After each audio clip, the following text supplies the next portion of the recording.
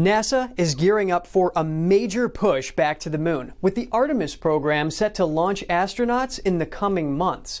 Private astronaut and Trump appointee Jared Isaacman stresses the moon as both a scientific hub and a strategic high ground in the space race with China. To unpack all this, Tiffany Meyer spoke with Brandon Weichert, Geopolitical Analyst.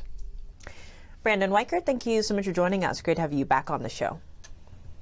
Thank you for having me, as always. Now, Trump's NASA pick, Jared Isaacman, was in front of Congress again for his second hearing, and he was really stressing the importance of getting to the moon and setting up a whole base there ahead of China, saying that that would be basically catastrophic if we don't do that. What do you make of this kind of priority, if you will? At the same time, though, he did stress it's not abandoning Mars, it's kind of a parallel track. But what do you make of the reprioritization, if you will, of going back to the moon?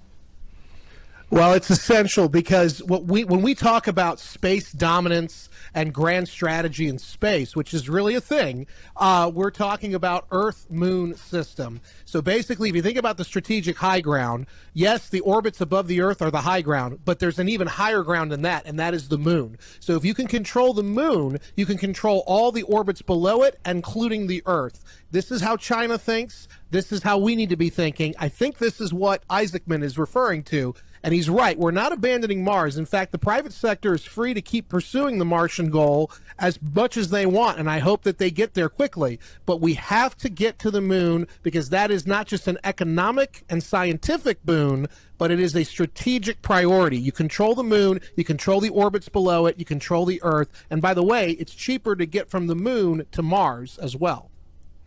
And on that note, talk to us about the resources here, right? Often when people talk about getting to Mars, there's a lot of resources there. How important, expanding on your earlier point, is it to have that moon base? If you actually listen to what China is talking about, 2030 to 2032 is when they think they're going to have boots on the moon. And from there, they're talking about establishing a permanent base, and they're specifically talking about lunar mining operations. And the reason they're talking about that is because the moon is chock full of natural resources that are mineable, rare earth minerals in particular, something called helium-3. H3 is an isotope found on the moon. And if you can harvest it, you can use it in nuclear fusion reactions. It's a deuterium, tritium right now. I think you get rid of the tritium and replace it with deuterium, helium-3.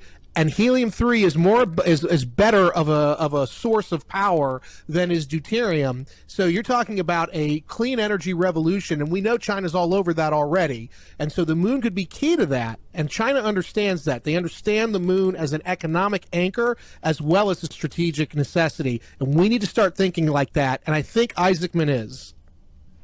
Now, when it comes to getting humans back on the moon, right, we have Isaacman emphasizing NASA's Artemis program, specifically Artemis 2, to get a crewed flight back to the moon, saying it's approaching in just a matter of months, followed by Artemis 3, designed to land astronauts on the surface. Again, China also has its ambitions there, right? So how do you see this playing out? How much of a lead, if you will, does the U.S. still have in this area? Not much of a lead, and the biggest issue is we've let that lead go away because of our bureaucracy and our lack of strategic will, political will as well. But luckily under President Trump, we have the political will to a point. But as you already saw with the Isaacman pick the first time around, political factors prevented him from being confirmed in April. Thank God he's back. And the reason I say that is because he not only understands the strategic need for the moon, but he's an astronaut. So he has a lot of gravitas that he brings to the role, a lot of inherent, innate understanding of space as a strategic domain, as an economic domain, as a scientific pursuit that other candidates for this job did not have. On the bureaucracy angle, because we have seen in the past kind of pulling away from, emphasizing this area, this whole sphere, if you will, and pulling resources from that too. If Isaacman does get in, how hard will it be for, all of his priorities to be put into action?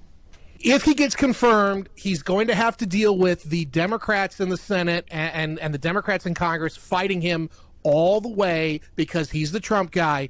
He's going to also have to deal with some of the undercutting from certain wings like Laura Loomer and MAGA, which doesn't like him because he was a former Democrat, whatever. The point is, though, he is bringing with him years of experience. He's bringing with him an understanding strategically of the region, and he's bringing with him a lot of respect from the tech community. He's a partner with SpaceX, which is the only reason we're in the space race right now. So I think he will be able to get his priorities through by simple fact that he is an expert in this domain.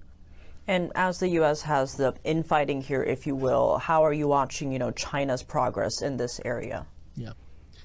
Well, China is neck and neck with us, not just here, but in a lot of other technological areas. They've got their own problems, of course, but the thing is they have a national comprehensive commitment to what they call space dominance. That's not a Brandon Weichert term. That's a China term. They refer to it often as space dominance. And so we should take them at their word, and they're very specific about what they want to achieve. And if you look at what they've done in space so far, it may not always be pretty, but it is effective. And that's all that matters in space, is getting up there and holding your ground and then spinning off from there. And that's what the Chinese are doing. And this is a problem because whereas we have a lot of technological skill sets, we don't always employ them in a comprehensive strategic way.